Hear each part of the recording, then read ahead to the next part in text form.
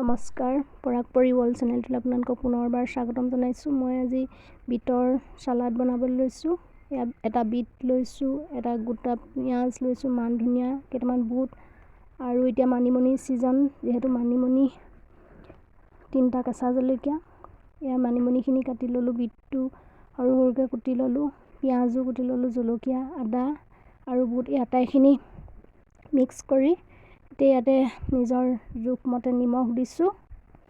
নিমখ দি এতিয়া ধুনীয়াকৈ সানি ল'ম আৰু ইয়াতে অলপ মিঠাতেল দিছোঁ। এতিয়া ধুনীয়াকৈ সানি লৈছোঁ। বিটৰ চাটনি কোনে কোনে খাই ভাল পায় কমেণ্ট কৰি জনাব। এতিয়া আটাইখিনি ধুনীয়াকৈ সানি লোৱা হৈ গ'ল।